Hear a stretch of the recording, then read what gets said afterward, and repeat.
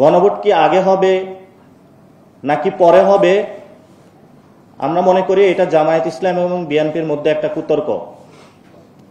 এই কুতর্কের মধ্যে আমরা জড়াবো না। এখন বিএনপি গতকাল অনলাইনে জারি করেছে না শব্দ। বিএনপির না শব্দ বলার কোনো ওয়ে নাই, তারা অলরেডি বলে দিয়েছে। তারা বিবাহিত রাজিও হয়েছে, কাবিননামায় সাইনও করেছে। এখন তাদের না বলার কোনো অপশন নাই। বিএনপির জন্ম হয়েছিল হা ভোটের মধ্য দিয়ে। বিএনপি যদি না ভোটে স্ট্রিক্ট থাকে, বিএনপির হলো মৃত্যু হবে না ভোটের মধ্য দিয়ে। শেখ হাসিনা বিরোধী যে ব্লকটা তৈরি হয়েছিল, সেখানে যখন আমরা গণসংহতিতে ছিলাম যে আমরা কেন বিএনপির সাথে যাচ্ছি, এই ধরনের একটি বুর্জুয়া পার্টি যারা ক্ষমতা সিট প্রতীক বিক্রি করা থেকে কোনো উচ্চবিলাসী কোনো চিন্তা ভাবনা নেই, তখন সাকিব ভাই আমাদেরকে বুঝিয়েছিলেন যে একটা সংস্কার প্রক্রিয়ার মধ্য দিয়ে যদি একটি বড় পার্টিকে নিয়ে আসা যায়, তাহলে এটা তো বাংলাদেশের জন্য ভালো হবে। এখন এসেছে, কিন্তু বাস্তবায়নের জায়গায় আমরা সবাই আবার পিছু টান দিচ্ছি। তো এখানে জাতীয় নাগরিক পার্টির পক্ষ থেকে আমরা যখন স্বাক্ষর অনুষ্ঠানে যাইনি, আমাদের রাজনৈতিক অনেক বড় রিস্ক আমরা নিয়েছিলাম, কিন্তু আল্লাহর সহায় সেই রিস্ক থেকে আমরা পরিত্রাণ পেয়েছি। কারণ আমরা বুঝাতে সক্ষম হয়েছি যে আমরা রাজনৈতিকভাবে ইতিহাসের এক সন্ধিক্ষণে ঐতিহাসিক একটা সিদ্ধান্ত নিয়েছিলাম। সেই ক্ষেত্রে এখন কমিশন থেকে সুপারিশ এসেছে। আমরা সেখানে দাবি করেছি প্রস্তাবনা যে যেটা রয়েছে সেটার পথে সরকারকে হাঁটতে হবে। এই ছাড়া সরকারের সামনে বিকল্প কোনো পদ্ধতি থাকা উচিত না। কিন্তু পদ্ধতি বা প্রকল্প প্রস্তাব যেটা 1 নম্বর রয়েছে, সেখানেও আবার কিছু বিপত্তি বাদিয়েছে কনসেনসাস কমিশন। সেখানে তারা কিছু শব্দ যোগ করেছে, বিবেচনা করিবে, হবে, সম্ভাবনা, অদ্ভুত অদ্ভুত শব্দ তারা যোগ করেছে। সেখানে আমরা এই শব্দগুলার সুস্পষ্টতা সরকারের কাছে দাবি করছি। কারণ বিবেচনা করিবে, নাও করতে পারে, এই ধরনের অস্পষ্টতার মধ্য দিয়ে আমরা ভবিষ্যৎ বাংলাদেশকে ঠেলে দিতে পারবো না।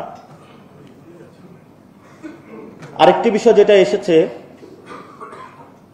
বর্তমান সবচেয়ে, গণভোট নিয়ে। গণভোট কি আগে হবে নাকি পরে হবে? আমরা মনে করি এটা জামায়াত ইসলাম এবং বিএনপির মধ্যে একটা কুতর্ক। এই কুতর্কের মধ্যে আমরা জড়াবো না। বরঞ্চ দুই দলেরই উচিত ইলেকশন কমিশনকে শক্তিশালী করা। কারণ আমরা বারবার বলছি, এই ইলেকশন কমিশনের যে কমিশনারগণ রয়েছেন, কয়েকটি দল মিলিটারি থেকে ভাগ করে নেওয়া হয়েছে। ফলত এস্টাবলিশমেন্টের অংশ জায়গায় যখন এই ধরনের ভাগ বটোয়ারা হয়, এটা প্রত্যক্ষ প্রভাব কিন্তু হলো ইলেকশনের মধ্যেও পড়বে।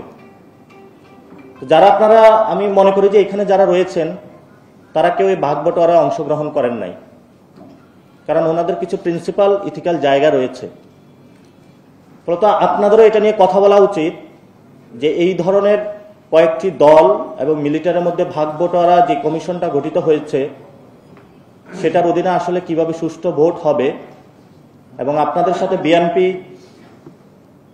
খুব ভালো সম্পর্ক রয়েছে, আপনারাও তাদেরকে এই বিষয়গুলো বলুন যে আমরা কিভাবে সুন্দর সুষ্ঠু ভোট বাংলাদেশে উপহার দেওয়ার জন্য একটি স্বাধীন ইলেকশন কমিশন কিভাবে গঠন করতে পারি। আমরা জাতীয় নাগরিক পার্টির পক্ষ থেকে জামায়াত এবং বিএনপির এই যে গণভোট আগে পরে এই যে কুতর্ক আছে, আমরা সেই কুতর্ক জড়াবো না। কারণ আমাদের সামনে অনেকগুলো কাজ রয়েছে, আমরা সেই কাজগুলোতে ফোকাসড হয়ে আছি। এবং জামায়াত ইসলামের প্রতি আমাদের আবেদন থাকবে যে আপার হাউজের যে পিয়ার, সেটা লোয়ার হাউজের পিয়ারটা নিয়ে এসে আপনি পুরা জিনিসটাকে হেলো বানিয়ে দিলেন। আপনাদের কিছু কিছু ক্ষেত্রে জাতির সামনে মুখে একটা অন্তরে একটা এই ধরনের যে আচার ব্যবহার রয়েছে, এটা স্পষ্টত হচ্ছে। গণভোট প্রশ্নেও জামাত পরবর্তীতে হয়তো বা বিএনপির সাথে ঐক্যবদ্ধ হয়ে যাবে যে ঠিক আছে তাহলে ইলেকশনের দিনে গণভোট করি। তো এখন বিএনপি গতকাল অনলাইনে জারি করেছে না শব্দ। বিএনপির না শব্দ বলার কোনো ওয়ে নাই, তারা অলরেডি বলে দিয়েছে। তারা বিবাহিত রাজিও হয়েছে, কাবিননামায় সাইনও করেছে। এখন তাদের না বলার কোনো অপশন নাই, তাদের এটা আগেই ভেবে চিন্তা করা উচিত ছিল। কিন্তু এই সময়ে আমাদের যে দাবিটা, আমরা যেটা জাতির সামনে স্পষ্ট করতে চাই, সংস্কার কমিশন সুপারিশমালা দিয়েছে, ডক্টর ইউনূসের কোর্টে এখন বল। উনি যেহেতু আন্তর্জাতিক খেলোয়াড়, বলা হয়ে থাকে যে বিদেশি প্লেয়াররা বাংলাদেশের মাঠে খেলতে আসলে একটু পিছলায়া যায়, কারণ বাংলাদেশের মাঠটা অনেক বেশি পিছলা। কিন্তু এই পিছলা জায়গায় আরো বেশি তেল মর্দন করে আমাদের সম্মানিত আইন উপদেষ্টা আসিফ নজরুল। উনি পলিটিশিয়ানদেরকে শুধু পিছলা খাওয়াইতে চান। তো এই যে ড্রাফটটা হয়েছে, ড্রাফটটা জাতির সামনে উন্মুক্ত করতে হবে, কারণ আসিফ নজরুলের উপর আমাদের সেই আস্থাটা নেই। এই ড্রাফট সুপারিশমালা যখন উনি করবেন, উন্মোচিত না করে উনি সেখানে একটা অসৎ উদ্দেশ্যের আশ্রয় নিতে পারেন। সেজন্য আমরা বলছি আগে এটা আপনাকে পাবলিশ করতে হবে। পাবলিশ করলে যদি দেখি সুপারিশমালা অনুযায়ী ঠিক আছে, আমরা সাইন করে দিব। এবং যেহেতু এই কনসেনসাস কমিশনের যে রিপোর্টটা এসেছে, যেহেতু আমরা একটা রিফর্ম অ্যাসেম্বলির দিকে যাচ্ছি, যেহেতু এটার ভিত্তিমূল গণ অভ্যুত্থান, ডক্টর ইউনূসকে অবশ্যই জনসম্মুখে উপস্থিত হতে হবে। আর সেই জনসম্মুখে উপস্থিত হওয়ার স্থান হলো শহীদ মিনার। শহীদ মিনারে উনি যাবেন। উনি তো একটু আস্তে আস্তে এমনি হাঁটেন, সুন্দরভাবে যাবেন, পুরো বাংলাদেশকে ডাকবেন, আমরাও যাব, সবাই এখানে উপস্থিত হবেন।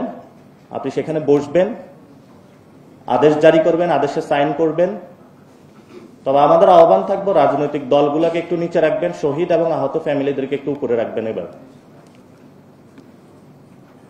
রেখে আপনি আদেশ জারি করবেন, বাংলাদেশ আপনার সাথে থাকবে। আর কনসেনসাস কমিশন যে সুপারিশমালা দিয়েছে, অনেকেই বলছে তারা ঐক্য সৃষ্টি করছে। তা আমরা এখানে বলবো যে কনসেনসাস কমিশনকে ভিন্ন খাতে নেওয়ার প্রচেষ্টা চালানো হয়েছিল। কেন চালানো হয়েছিল? আওয়ামী লীগকে নিয়ে আসার জন্য।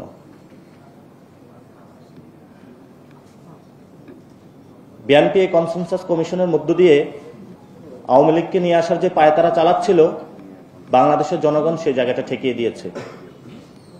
তাদের উপর নতুন করে আরেকটা বর আবির্ভূত হয়েছে, সেটা হলো জাতীয় পার্টি। জাতীয় পার্টি এবং আওয়ামী লীগ প্রশ্নে আমরা কোনো ছাড় দিব না, কারণ তারা আমাদের পিঠের চামড়া তুলে নিয়েছিল। ওবায়দুল কাদের বলেছিল 5 লাখ লোক মারা যাবে, আমরা একটা লোকের গায়েও হাত দেই নাই। আমরা এখনো ধৈর্য ধারণ করতেছি। কিন্তু যদি বাধা দিতে আসেন, সেখানে কিন্তু চরম বাধা আমরা গড়ে তুলব। এবং আপনারা যারা রাজনীতি করছেন, রাজনৈতিক মহলে আছেন, যে ছাত্ররা ঘুমিয়ে গিয়েছে, পড়া টেবিলে চলে গিয়েছে, আমরা পড়তেও জানি, ঘুমাইতেও জানি, রাজপথে বাস নিয়ে নামতেও জানি। সেই জন্য বিএনপিকে আহ্বান জানাবো, আওয়ামী লীগ এবং জাতীয় পার্টিকে সংসদে নেওয়ার ভুলও কল্পনা করিয়েন না।